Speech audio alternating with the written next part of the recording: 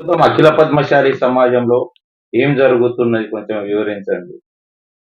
జై మార్కండే. అఖిల పద్మశాలి సమాజం ఎన్నికలు 31 మే 2025 నాడు చారిటీ కమిషనర్ అధికారంలో తీసుకోబడ్డాయి. అందులో ప్రముఖ పదవులకు అనగా అధ్యక్ష పదవికి రామకృష్ణ పుట్టపర్తి గారు, మరియు కార్యాధ్యక్షగా కొంక మల్లేశం గారు, క్యాషియర్గా బలరాం అవధూత గారు, అదేవిధంగా 26 వార్డుల నుండి 26 మన పదాధికారులను ఎన్నుక చేయబడ్డది. వారు ఓట్ల ద్వారా ఎన్నుకోబడ్డారు. అందులో 15 సభ్యులు పద్మవృక్షం ప్యానల్ నుండి, 3 సభ్యులు మన అపక్షగా, మరియు 8 మంది సభ్యులు ఏదైతుందో పద్మావతి ప్యానల్ నుండి గెలవడం జరిగింది. నేను ప్రప్రథంగా గెలిచిన ప్రతి ఒక్క పద్మశాలి బాంధవులకు, ఈ ఓటింగ్లో సహకరించిన ప్రతి ఒక్క పద్మశాలి బాంధవులకు, మరియు ఎంత గొడవలైనా కానీ చక్కగా ఎన్నికలు తీసుకున్న ఆ అధికారులకు నేను అందరికీ ధన్యవాదాలు మరియు కృతజ్ఞతలు తెలియజేస్తున్నాను. సరే, అఖిల పద్మశాలి సమాజం ఎన్నికలు జరిగిన తర్వాత అయితే అఖిల పద్మశాలి సమాజంలో నవనిర్వాచిత అధ్యక్షులైన పుట్టపర్తి రామకృష్ణ గారు మీకు సెక్రటరీ పదవికి అనౌన్స్ చేశాడు. కానీ ఘటనలో సెక్రటరీ పదవి లేదని కొంతమంది అంటున్నారు. మరి మీకు సెక్రటరీ పదవి ఉన్నదా లేదా? కొంచెం దాని గురించి కూడా కొంచెం వివరించండి. చాలా చక్కగా మీరు ప్రశ్న అడిగారు. ముఖ్యంగా ఏదైతే ఘటన ఉందో అందులో అధ్యక్ష ఎన్నికైన తర్వాత అధ్యక్షకు పదాధికారులను ఎన్నుకునే ఆయనకు బాధ్యతలు అప్పచెప్పే ఒక క్లాజ్ ఉంది. అందులో అతను ఎవరెవరికి వాళ్ళ బాధ్యతలు అప్పచెప్పచ్చు అన్నది ఉంది.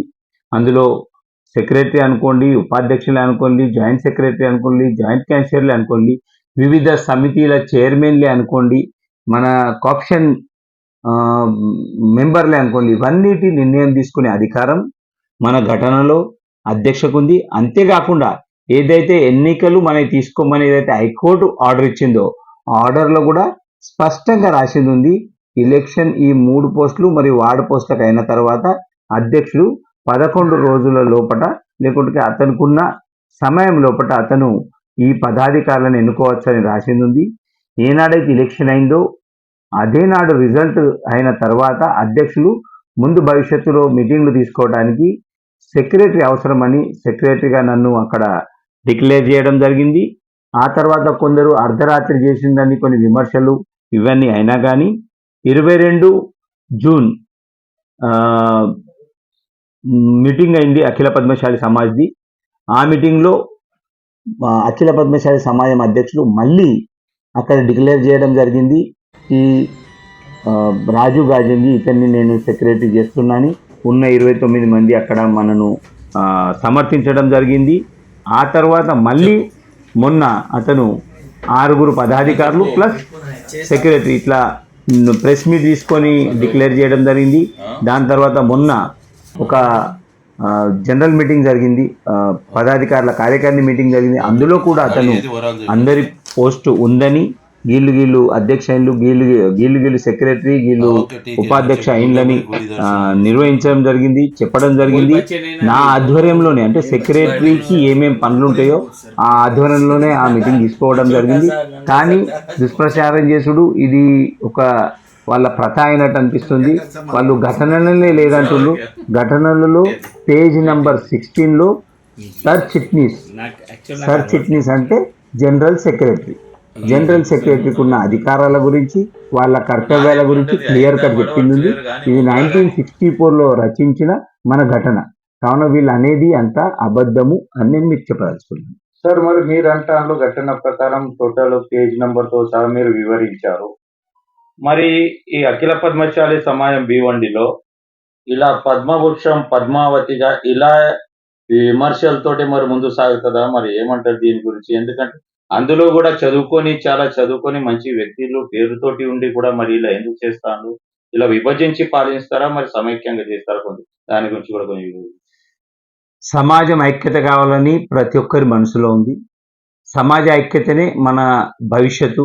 మన సమాజం పెద్దలది, సమాజ రాజకీయ భవిష్యత్తు, సమాజ అభివృద్ధికి మనము పాటుపడదాం. అందు గురించి సమాజం ఎప్పుడైనా కానీ ఒకటి ఉండాలనే మనం కోరుచున్నాం. కానీ ఎలక్షన్లో ఎన్ని ప్రయత్నాలు చేసినా కానీ ఒక్కటి కాకుండా 2 ప్యానెల్గా, అదేవిధంగా అపక్ష ప్యానెల్గా ఇలా ఎలక్షన్లు జరిగాయి. జరిగిన తర్వాత కూడా ఇవన్నీ బంద్ అయ్యి అఖిల పద్మశాలి సమాజం అనే చోటికొచ్చి అందరూ కలిసిమెలిసి మన సమాజాన్ని నడపాలనే ఉద్దేశం మనందరికీ ఉంది. కానీ కొందరు పిపిపి పద్మావతి పరివర్తన్ ప్యాలెన్ అనే పేరుతో దాని బ్యానర్లు పెట్టుకోవడం, వాటి గురించి అపోజిషన్ లీడర్లు తయారు చేయడం, వాటి ద్వారా కొన్ని కార్యక్రమాలు చేయడం, అంటే రాజకీయంగా ఎదగటానికి ఏదో ఒక బ్యానర్ను యూజ్ చేసుకొని రాజకీయంగా మన సమాజాన్ని విభజించే ప్రయత్నాలు కొందరు వ్యక్తులు చేస్తున్నారు. ఇందులో మన సమాజ వ్యక్తులు సుత ఉండవచ్చు, బయట ఇతరత్ర శక్తులు సుత ఉండవచ్చు. ఇలాంటిది ఎప్పుడు సుత కావద్దు. మనందరం కలిసిమెలిసి అఖిల పద్మశాలి సమాజాన్నే నడపాలి. ఇవన్నీ బంద్ అయి అఖిల పద్మశాలి సమాజం ఇవ్వండి మనము అందరు కలిపి నడపాలని నేను ప్రతి ఒక్కరికి పేరు పేరున కోరుచున్నా. ఇలా జరుగుతుంటే 2 విభజించి పాలించే ప్రయత్నాలు ఎంతో మన సమాజ ఐక్యతను చూడక ఓర్చలేక కొంతమంది ఇదన్నీ చేస్తుందని నాకు ఒక భావన అనిపిస్తుంది. మరి ఇప్పుడు మీటింగ్లు 2-3 ఇలా జరిగినాయి అని చెప్పారు, వివరించారు. అందులో సంపూర్ణ మద్దతు కూడా దొరికిందని చెప్పారు. కానీ అయినా కూడా మీటింగ్లో అక్కడ మీకు సమర్థిస్తూ మరి బయటకు వచ్చినప్పుడు కొన్ని పెద్ద పెద్ద మాటలు, వీడియోలు ఇలా ప్రజలోకి వస్తున్నాయి. వారి గురించి ఇంకేమైనా చెప్పాలనుకుంటారా సమాజం? యాక్చువల్ మీటింగ్లు 2 కార్యకారిణి మీటింగ్లు మన ఎలక్షన్ అయిన తర్వాత 2 సార్లు జరిగింది. 2 మీటింగ్లలో చాలా చక్కగా విజయవంతంగా అన్ని చర్చలు జరిగినాయి. సబ్జెక్టుల మీద ఏదైతే సబ్జెక్టులు ఉంటే వాటిపైన చాలా చక్కగా చర్చ జరిగి చర్చలపై నిర్ణయాలు తీసుకోబడ్డది. కానీ బయటికి వచ్చిన తర్వాత ఇదే మళ్ళీ అంటే సమాజం ఒక్కటి కావద్దనే భావన, దుష్టశక్తులు అయితే ఉన్నాయో అవి వాళ్ళను రెచ్చగొట్టి ఇలాంటి పనులు చేపిస్తున్నారు కావచ్చు అని మనకు అనిపిస్తుంది. ఎందుకంటే చూస్తున్నాము కొందరు అక్కడ కూర్చున్నప్పుడు మేము నడిపే మీటింగ్లా, అధ్యక్ష చెప్పే మీటింగ్లా, లేకుంటే నేను అక్కడ నా సబ్జెక్ట్ తీసుకున్నప్పుడు సుతా సెక్రటరీగా భావించి, ఉపాధ్యక్షగా భావించి, ఎవరెవరికి ఆ పదవులతో భావించి అక్కడ వీళ్ళు చేస్తుండ్రు. తర్వాత మళ్ళీ అధ్యక్ష మతి భ్రమించిండు, ఏదో ఆయన ఇష్టం ఉన్నట్టు చేస్తుండు అని బయట వీడియోలలో జారీ చేస్తుండు. 30 మంది 29 మంది ఎప్పుడైతే మీటింగ్లలో కూర్చుండో ఆ 29 మందిలా పాజిటివ్గా రెస్పాన్స్ ఇస్తూ బయట వేలాది మందిలో వీళ్ళు నెగటివ్ క్రియేట్ చేస్తుండని నేను దయచేసి వీరికి ఒకటి విజ్ఞప్తి చేస్తున్నా. మనము సమాజం అభివృద్ధి గురించి గెలిచొచ్చినాం, సమాజం ముందుకు తీసుకోవాలని గెలిచొచ్చినాం కాబట్టి ముందుకు తీసుకోవడానికి మీరు అందరూ ప్రయత్నం చేయాలని నేను పేరు పేరున కోరుచున్నాను. ధన్యవాదాలు.